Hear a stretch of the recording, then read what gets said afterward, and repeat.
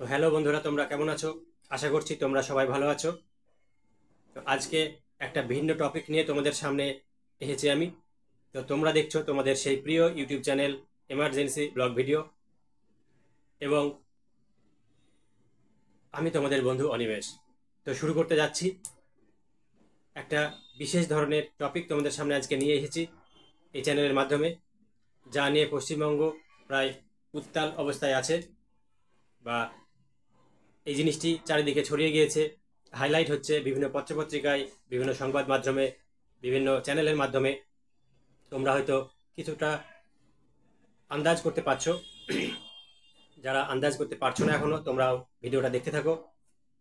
তো তার আগে তোমাদেরকে একটা কথা জানিয়ে রাখি, যারা আজকে আমার এই চ্যানেলের নতুন অতিথি, বা আজকে যারা আমার এই চ্যানেলটি নতুন দেখছো, এই ভিডিওটি তোমাদের কাছে নতুন গিয়েছে, তাদেরকে বলবো তোমরা এই ভিডিওটি দেখতে দেখতেই চ্যানেলটিকে সাবস্ক্রাইব করে দাও এবং পাশে থাকা বেল আইকনটিকে বাজিয়ে দাও, যাতে আগামী দিনে এই এমার্জেন্সি ব্লগ ভিডিও চ্যানেলের পক্ষ থেকে সবার আগে যে কোনো খবর তোমাদের কাছে পৌঁছে যায়। এবং সেই সঙ্গে বলবো যে তোমরা যারা এখনো আমার চ্যানেলের পেছনের দিককার ভিডিওগুলো, অর্থাৎ আজকে যে ভিডিওটা দেখছো সেই ভিডিওর আগে যে ভিডিওগুলো আমি আপলোড করেছি, সেটা যারা দেখোনি, তোমরা সেই ভিডিওগুলো দেখতে থাকো, ভালো লাগবে। এবং যারা এখনো সাবস্ক্রাইব করোনি, চ্যানেলটিকে সাবস্ক্রাইব করে দাও। এবং যারা সাবস্ক্রাইব করেছো, অর্থাৎ আমার চ্যানেলের বন্ধু, তারা তো দেখতেই থাকছো। তোমরা ভিডিওটা স্কিপ করো না, সবাইকেই বলছি ভিডিওটা স্কিপ করো না, দেখতে থাকো, অনেক কিছু জানতে পারবে আজকের ভিডিও থেকে। তো চলো কথা না বাড়িয়ে শুরু করা যাক আজকের সেই ভিডিওটা। আমরা দুদিন আগে শুনেছি যে পশ্চিমবাংলায় কিছু চাকরি বাতিল হয়েছে মহামান্য আদালতের রায়ে। তো 283 পাতার একটা রিপোর্ট বেরিয়েছে। সেই রিপোর্টের ভিত্তিতেই প্রায় 25,000-এর বেশি চাকরি বাতিল হয়েছে এসএসসির পক্ষ থেকে। সেখানে বিভিন্ন অভিযোগ, অনিয়ম, বেনিয়ম, বিভিন্ন কিছু এসেছিল। তারই ভিত্তিতে দীর্ঘ টালবাহানার পর, বিভিন্ন কারণের পর, মহামান্য আদালতের মহামান্য বিচারপতি দেবাংশু বসাকের ডিভিশন বেঞ্চ যে রায় দিয়েছে, সেই রায়ের ভিত্তিতেই প্রায় 25,000 বা 25,000 প্লাস এসএসসি চাকরি প্রার্থীদের চাকরি বাতিলের খবর আমরা পেয়েছি ইতিমধ্যেই। তো বিভিন্ন পত্রপত্রিকাতেও এটা আপনারা জেনেছেন, বা বিভিন্ন মিডিয়াতে জেনেছেন। তবে 17টা কারণ শোনা যাচ্ছে, যে সেই 17টা কারণের জন্য এসএসসির যে চাকরি প্রার্থীরা ছিল, যারা চাকরি করছিলেন, 2016 সালে চাকরি পেয়েছিলেন, 2016 সালের প্যানেল, তো সেটা পুরোটাই বাতিল করা হয়েছে। তো সেই কারণগুলো কি, সেগুলো তো আপনাদের জানা দরকার।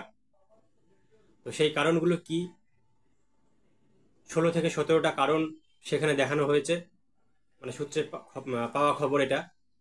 তো সেই খবরগুলো আমি আপনাদের সামনে তুলে ধরার চেষ্টা করছি, আপনারা শুনতে থাকুন এবং ভিডিওটা শেষ পর্যন্ত দেখুন। সেই 17 রকমের যে বেনিয়ম হয়েছে 283 পাতার মধ্যে থেকেই 283 পাতার মধ্যে থেকেই এই খবরগুলো পাওয়া যাচ্ছে। 17টা রিপোর্ট কি? প্রথম রিপোর্ট হচ্ছে যে রুদ্ধদ্বার বৈঠকে নাইসাকে ওএমআর স্ক্যানের দায়িত্ব দেওয়া হয়েছিল, কিন্তু আইন অনুযায়ী সেটা অনুচিত। রুদ্ধদ্বার বৈঠকে কেন এত বড় দায়িত্ব দেওয়া হলো বা দেওয়া হবে, এই একটা প্রশ্ন ছিল। অর্থাৎ এটা একটা বেনিয়মের মধ্যে রাখা হয়েছে। দ্বিতীয়ত, ওএমআর সিটের দায়িত্ব যে নাইসাকে দেওয়া হয়েছিল, সেই নাইসা আবার সেই দায়িত্ব নিজের হাতে রাখেনি। সেখানে ডেটা স্ক্যানটেক নামের একটি বেসরকারি সংস্থাকে নাইসা আবার সেই দায়িত্ব দিয়ে দেয়। এটা হলো 2 নম্বর। 3 নম্বর যে কথাটা উঠে আসছে, ওএমআর সিট স্ক্যান হয়েছিল স্কুল সার্ভিস কমিশনের অফিস ঘরে। অর্থাৎ ওএমআর সিট যে স্ক্যান হয়েছিল সেটা স্কুল সার্ভিস কমিশনের অফিস ঘরে হয়েছিল।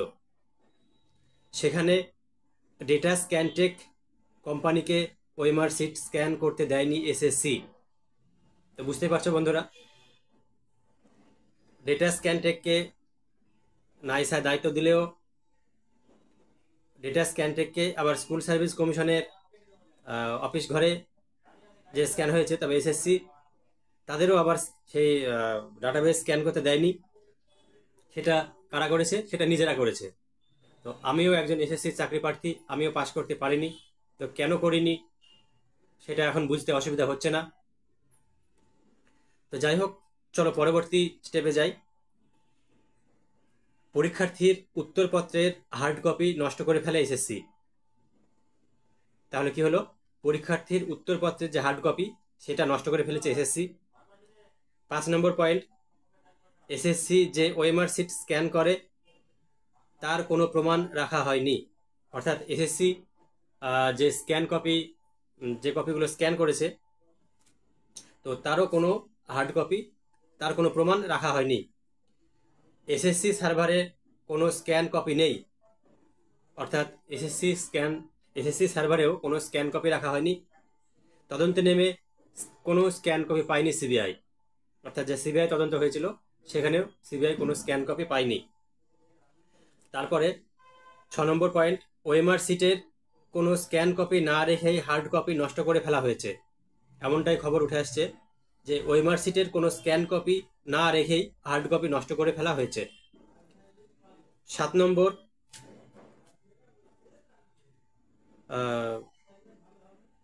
চাকরি প্রার্থীদের উত্তরপত্রের স্ক্যান কপি দিয়েছে এসএসসি। চাকরি প্রার্থীদের উত্তরপত্রের স্ক্যান কপি দিয়েছে এসএসসি। 8 নম্বর, সুপার নিউমেরিক পোস্ট করে শূন্য পদের থেকে অতিরিক্ত পদে নিয়োগ করা হয়েছে। অর্থাৎ এর আগে আমরা শুনছিলাম যে নিউমেরিক পোস্ট হবে। তো নিউমেরিক পোস্টটা কি অনেকেই জানি, আবার অনেকেই জানি না। তো নিউমেরিক পোস্টটা হচ্ছে যে যে ভ্যাকান্সিগুলো ছিল তার থেকেও তাদের জন্য এক্সট্রা কোনো ভ্যাকান্সি বের করা হবে এবং সেই ভ্যাকান্সিতে তাদেরকে নিয়োগ করা হবে। অর্থাৎ সেটাই বলা হচ্ছে যে সুপার নিউমেরিক পোস্ট করে শূন্য পদের থেকেও অতিরিক্ত পদে নিয়োগ করা হয়েছে। 9 নম্বর, প্যানেল বহির্ভূত নিয়োগ করা হয়েছে। 10 নম্বর, মেয়াদ উত্তীর্ণ প্যানেল থেকে নিয়োগ হয়েছে। অর্থাৎ নিয়োগের যে সময় ছিল সেই সময় পার হয়ে যাওয়ার পরেও প্যানেল থেকে নিয়োগ করা হয়েছে, সেটাই বলা হচ্ছে। 11 নম্বর, র্যাঙ্ক জাম করে পেছনের সারির অনেককে উপরে তুলে এনে চাকরি দেওয়া হয়েছে। অর্থাৎ র্যাঙ্ক জাম করা হয়েছে। অর্থাৎ ধরো, আমি উদাহরণ দিয়ে বোঝাচ্ছি। ধরো 1 2 3 4 5 6 7 8 করে 100 নম্বর আছে। এবার ধরো উপরে যে 1 বা 2 বা 3 বা 4 বা যে কেউ হোক তাকে হয়তো সরিয়ে দেওয়া হলো, এবং পেছন থেকে হয়তো 90 নম্বর বা 100 নম্বরে যে আছে তাকে হয়তো সেই 2 বা 3 নম্বর জায়গায় নিয়ে এসে দেওয়া হলো। এটা আমি আমার মতন করে তোমাদেরকে বোঝালাম। অর্থাৎ পেছনের যারা ছিল তাদেরকে নিয়ে এসে আগে বসানো হয়েছে, এটাই হচ্ছে র্যাঙ্ক জাম্প। 12 নম্বর হচ্ছে সাদা খাতা জমা দিয়ে চাকরি হয়েছে। অর্থাৎ অনেকেই সাদা খাতা জমা দিয়ে চাকরি পেয়েছে এসএসসির। 13 নম্বর, মেয়াদ উত্তীর্ণ প্যানেল থেকে কাউন্সেলিং পর্যন্ত করা হয়েছে। অর্থাৎ মেয়াদ উত্তীর্ণ হয়ে যাওয়া প্যানেল, কথাটার মানে তোমরা বুঝতে পারছো সহজেই। মেয়াদ উত্তীর্ণ হয়ে যাওয়া প্যানেল থেকেই কাউন্সেলিংয়ে ডাকা হয়েছিল অনেককেই। 14 নম্বর, হাইকোর্ট বারবার শুনতে চাইলেও সরকারের পক্ষের থেকে যে সমস্ত কাগজপত্রগুলো চাওয়া হয়, অর্থাৎ হাইকোর্ট যে সরকারের কাছে যে সমস্ত কাগজপত্র চেয়েছিল, তা সরকারের পক্ষ থেকে বেআইনিভাবে নিযুক্তদের চিহ্নিত করতে পারেনি পর্ষদ বা এসএসসি। অর্থাৎ হাইকোর্ট বারবার শুনতে চাইলেও রাজ্য সরকারের তরফ থেকে বেআইনিভাবে নিযুক্তদের, যাদের বেআইনিভাবে নিযুক্ত করা হয়েছে, তাদের চিহ্নিত করতে পারেনি এসএসসি বা পর্ষদ। 15 নম্বর, বেআইনিভাবে নিযুক্তদের চাকরি বাঁচাতে অতিরিক্ত পদ বাড়ানোর আবেদন করেছিল এসএসসি। বেআইনিভাবে নিযুক্তদের চাকরি বাঁচাতে অতিরিক্ত পদ বাড়ানোর আবেদন করেছিল এসএসসি। অর্থাৎ বন্ধুরা, তোমরা 15টা পয়েন্ট তোমাদের বললাম। তো এই পয়েন্টের মাঝখানে আরও একবার তোমাদের বলছি, যারা চ্যানেলটিকে এখনো পর্যন্ত সাবস্ক্রাইব করোনি, তোমরা চ্যানেলটিকে সাবস্ক্রাইব করে দাও এবং পাশে থাকা বেল আইকনটিকে বাজিয়ে দাও এবং ভিডিওটি শেষ পর্যন্ত দেখো। এবং ভিডিওটি তোমরা ভিডিওটি শেষে তোমরা কমেন্ট করবে যে তোমরা কারা কারা এসএসসি প্রার্থী আছো।